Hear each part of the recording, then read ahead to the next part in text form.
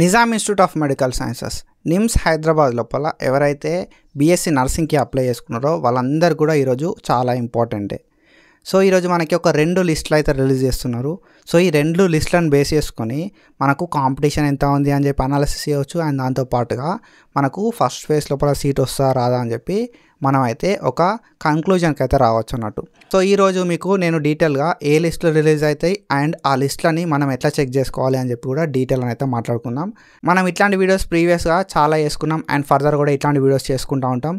So please subscribe to our channel and share with your friends. Let's start the video. Must helpful అవుతుంది ఈ video మీకు. And మనకు ఇక్కడ చూసుకుంటే మనకు ఇది Nizam institute of medical sciences సంబంధించిన అఫీషియల్ వెబ్సైట్. సో మనకి ఎట్లాంటి అప్డేట్స్ ఉన్నా కూడా ఈ అఫీషియల్ వెబ్సైట్ లోపలనే మనకైతే చెప్పడం అయితే జరుగుతుంది అన్నట్టు. సో ఆల్రెడీ మనకు తెలుసు ఇది నిజాం ఇన్స్టిట్యూట్ ఆఫ్ మెడికల్ సైన్సెస్కి సంబంధించిన ప్రొవిజనల్ మెరిట్ లిస్టు. ఓకేనా. సో ఈ ప్రొవిజనల్ మెరిట్ లిస్ట్ని మనకు కొన్ని చేంజెస్ చేసి ఫైనల్ మెరిట్ లిస్ట్ లాగా రిలీజ్ చేస్తారు అన్నట్టు. సో ఎందుకు కొన్ని చేంజెస్ చేస్తారంటే ఒకవేళ ఈ ప్రొవిజనల్ లిస్ట్ లోపల ఏమైనా మిస్టేక్స్ ఉంటే ఆ మిస్టేక్స్ని కరెక్ట్ చేసి ఫైనల్ మెరిట్ లిస్ట్ అయితే రిలీజ్ చేస్తారు అన్నట్టు. సో ఈ ప్రొవిజనల్ మెరిట్ లిస్ట్ సంబంధించి మనకి ఎట్లాంటి అబ్జెక్షన్స్ ఉన్నా రైజ్ చేయడానికి మనకు కొంచెం టైం అయితే ఇచ్చారు. 20 ఆగస్ట్ 2025 దాకా టైం అయితే ఇచ్చారు. అండ్ నౌ సో ఆ టైం అయితే అయిపోయింది. అండ్ మనకి ఫైనల్ మెరిట్ లిస్ట్ అయితే ఈ రోజు అయితే రిలీజ్ చేస్తారు. అండ్ ఫైనల్ మెరిట్ లిస్ట్తో పాటు మనకి ఈరోజు ఫస్ట్ ఫేజ్ ఆఫ్ కౌన్సిలింగ్కి ఎవరెవరు ఎలిజిబుల్ అని చెప్పి ఒక లిస్ట్ అయితే రిలీజ్ చేస్తారు అన్నట్టు. ఓకేనా. So first phase of counselling సంబంధించి ఎలిజిబుల్ క్యాండిడేట్ లిస్ట్ అయితే వీళ్ళు రిలీజ్ చేయడం అయితే జరుగుతుంది. ఈరోజు మనకు ఫైనల్ మెరిట్ లిస్ట్ అనేది డిస్ప్లే చేస్తారు. అండ్ దాని తర్వాత ఫస్ట్ ఫేజ్ ఆఫ్ కౌన్సిలింగ్కి ఎవరెవరు ఎలిజిబుల్ అని చెప్పి మనకు first phase counselling eligible candidate list కూడా రిలీజ్ చేయడం అయితే జరుగుతుంది అన్నట్టు. సో ఒకసారి ఈ ఫస్ట్ ఫేజ్ ఆఫ్ కౌన్సిలింగ్కి సంబంధించిన ఎలిజిబిలిటీ లిస్ట్ రిలీజ్ చేసిన తర్వాత and final merit list release చేసిన తర్వాత మనమైతే డీటెయిల్ వీడియో అయితే వేసుకున్నాం. ఓకేనా.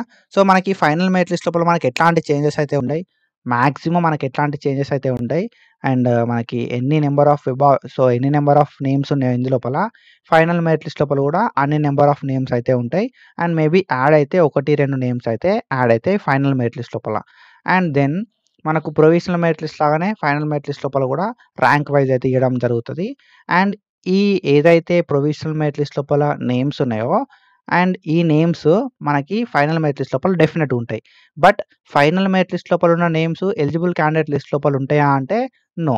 ఓకేనా. సో ఎలిజిబుల్ క్యాండిడేట్ లిస్ట్ లోపల మనకు సో ఎన్ని నెంబర్ ఆఫ్ సీట్స్ ఉన్నాయని చెప్పి ఆ సీట్స్ని వీళ్ళు డివైడ్ చేస్తారు అన్నట్టు ఫస్ట్. ఓకేనా. మనకు 95 సీట్స్ ఉన్నాయి. ఈ 95 సీట్స్ని డివైడ్ చేస్తారు. కేటగిరీ వైజ్ ఎన్ని సీట్స్ అయితే వస్తాయో అన్ని నెంబర్ ఆఫ్ సీట్స్ని మనకు సో అన్ని నెంబర్ ఆఫ్ పీపుల్ని పిలుస్తారు అన్నట్టు. ఓకేనా. మనకి 95 సీట్స్ ఉన్నాయి. సో 95 సీట్స్ని ఏం చేస్తారంటే డివైడ్ చేస్తారు category wise. Rule of reservation ప్రకారం కేటగిరీ వైజ్ సీట్స్ అనేది డివైడ్ చేస్తారు అన్నట్టు. సో ఈ సీట్స్ అనేది డివైడ్ చేసిన తర్వాత మనకు కేటగిరీ లోపల ఎన్ని సీట్స్ అయితే ఉన్నాయో దాని వైజ్ ఒక కేటగిరీలో 10 సీట్లు ఉన్నాయి అనుకో, 10 సీట్లకు 20 మంది పీపుల్ని పిలుస్తారు అన్నట్టు. సో 20 మెంబర్స్ని సో వెళ్ళండి సో కౌన్సిలింగ్కి రండి అని చెప్పి మనకు ఎలిజిబుల్ క్యాండిడేట్ లిస్ట్ లోపల నేమ్స్ అయితే ఉంటాయి అన్నట్టు. ఓకేనా. సో ఈ ఎలిజిబుల్ క్యాండిడేట్ లిస్ట్ లోపల సీరియల్గా మనకు ఉంటుంది అంటే ఫస్ట్ టాప్ 50 నేమ్స్ అయితే సీరియల్గా ఉంటాయి. ఓకేనా. సో టాప్ 50 వరకు అయితే మనకు మ్యాక్సిమం మనకు సీరియల్ అయితే ఉంటాయి. టాప్ 50 తర్వాత అక్కడొకరిని తీసుకుంటున్నట్టు డిపెండింగ్ అపాన్ కేటగిరీ. సో మీ కేటగిరీ లోపల ఉన్న కాంపిటీషన్ బట్టి మీరు ఫస్ట్ ఫేజ్కి ఎలిజిబులా కాదా అనేది డిసైడ్ అవుతుంది. ఓకేనా. సో మనకు ఫైనల్ మెరిట్ లిస్ట్ వచ్చిన తర్వాత కాంపిటీషన్ అనాలిసిస్ చేయవచ్చు మనం. ఓకేనా. సో ఈ ప్రొవిజనల్ మెరిట్ లిస్ట్కు ఫైనల్ మెరిట్ లిస్ట్కు పెద్ద తేడా ఏముండదు కాబట్టి కాంపిటీషన్ అయితే అట్లే ఉంటుంది. అండ్ మనకి first phase of eligible candidate list వచ్చిందనుకో ఎవరెవరు ఎలిజిబుల్ అవుతారు ఫస్ట్ ఫేజ్కి అని చెప్పి మనం ఒక అంచనాకి రావచ్చు అన్నట్టు. And phase 1 eligible candidate list release అయితే మనకు సీట్ వస్తా రాదా అనే ఒక క్లారిటీ కూడా వస్తుంది అన్నట్టు. సో ఇట్లాంటి వీడియోస్ మనం ఫర్దర్గా చేసుకుంటూ ఉంటాం కాబట్టి please do subscribe to our channel and thank you so much. Signing off.